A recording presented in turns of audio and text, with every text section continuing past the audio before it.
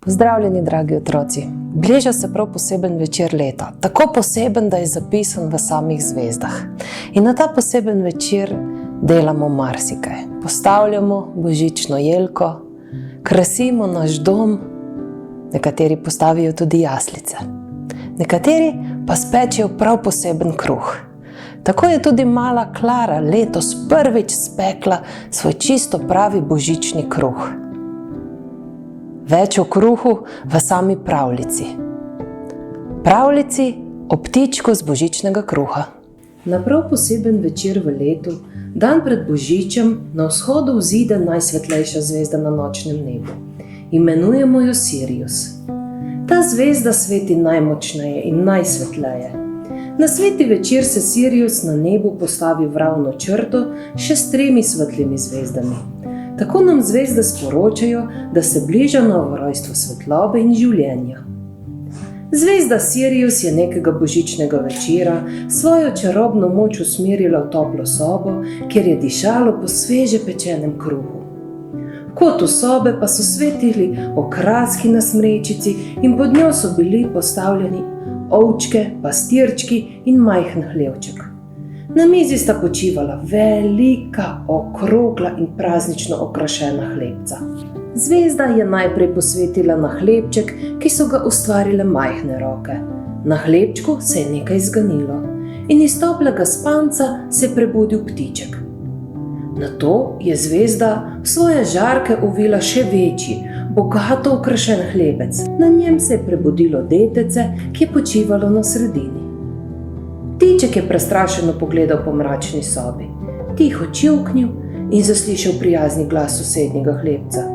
Nisi sam, ne skrbi, je spregovorilo detece. Kje pa si? Ne vidim te, pokaži se mi, je prosil ptiček. Tako detece kot ptiček se nista mogla premakniti z hlebca, na katerem sta počivala. Narejena sta bila iz testa in zvezda jima je dala moč govora. Kako pa to, da se lahko pogovarjava, če sva iz testa, je zanimalo ptička, ki je bil vesel, da ima družbo v temi. Detece je ptičku povedalo, da je danes prav poseben večer, ko se lahko zgodijo čudeži. In zvezda, ki ima mežika skozi okno, je poskrbela, da lahko govorita. Ptiček je bil začuden. Zakaj bi zvezda izbrala ravno njega? Saj nisem nič posebnega, punčka, ki me je naredila, je rekla, da se podoben žabi, ne pa golobici. Detece se je nasmehnilo, ko se je spomnilo male Klare. Tako vesela je bila, ker ji je babica dovolila, da izdela čisto svoj hlebček božičnega kruha. Skupaj sta pripravili sestavine za peko. Moko, kvas, jajca, mleko, maslo, sladkor, olje in sol.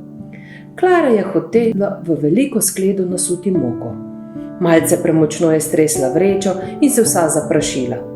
Potem ji je v moko padla še jajčna lupina. Neuspešno je z malimi prstki lovila spolzko lupinico, dokler ji ni na pomoč priskočila babi. Tudi gnetenje testa ji ni šlo od rok. Majhne roke so le stežka mesile veliko kepo testa. Oblikovanje okraskov za božični kruh ni šlo nič bolje. Kite so bile predebele, rožice pretežke.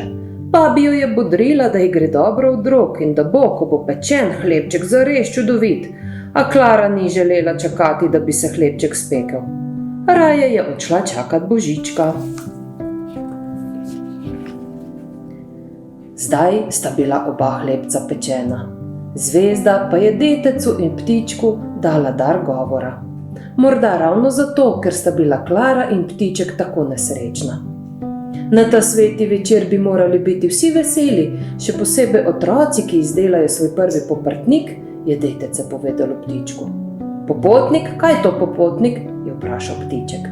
Detece se je nasmehnilo, tudi Klari beseda poprtnik ni in ni šla od ust. Ptičku je razložil, da je poprtnik praznični kruh, ki ga ljudje spečejo v božičnem času in položijo pod prt, kjer počaka na praznovanje. Ptiček je poslušal in razmišljal. Klara je bila zelo žalostna, ker nisem bil videti kot ptiček. Torej so okraski na hlebcu zelo pomembni. Okoli sebe je videl še kite in rožice. Če sem jaz ptiček, kaj si potem ti? Je zanimalo ptička. Detece je povedalo, da predstavlja mir in ljubezen. Kite predstavljajo vse tiste, ki jih imamo zelo radi in z njimi praznujemo.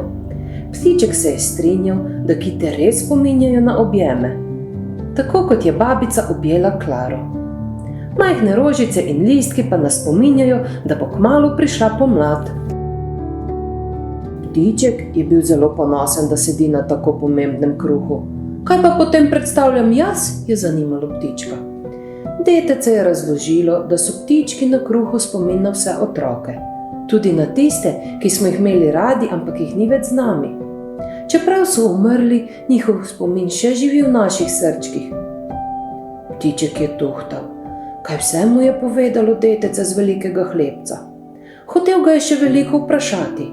Zakaj je njegov hlebec večji in zakaj so kite lepše? Kdo je babi naučil peči praznični kruh? Ona je mojstrica v peki tega popotnika, no, božičnega kruha. A detece je utihnilo. Svetloba zvezde je počasi ugašala in ptiček je postajal vedno bolj utrujen. Zatisnil je oči in se nasmehnil. Res je pomemben tale kruh, je bila njegova zadnja misel. Babi, poglej, ptiček na mojem kruhu se smeji. Babi se je nasmehnila Klari, ki je navdušeno opazovala svoj poprtnik. Klari so se svetile oči in velik nasmeh je krasil njen obraz. Zraven njenega hlebčka je počival večji in lepše okrašen hlebec, ki ga je napravila babi. Klara je pogledala svoj hlebček in si mislila: vaja dela mojstra. Hvala, ker ste prisluhnili pravljici o prav posebnem kruhu in mali Klari, ki se ga je prvič lotila. Božični kruh oziroma poprtnik, kot mu rečejo na Notranjskem in Dolenjskem, je kruh, ki se peče okoli Božiča oziroma za svete tri kralje. Vsaka regija v Sloveniji, vsak kraj ima nekaj posebnega, kar se pripravlja v teh božičnih in novoletnih praznikih. Jaz vam želim, da bi bili ti prazniki nekaj posebnega in da bi skupaj v družini spekli kakšno tradicionalno jed, pa naj bo to poprtnik, ki se ga lahko lotite tudi sami, oziroma kakšen drug recept od vaše babice. Tako da vesel Božič in pa srečno ter zdravo novo leto!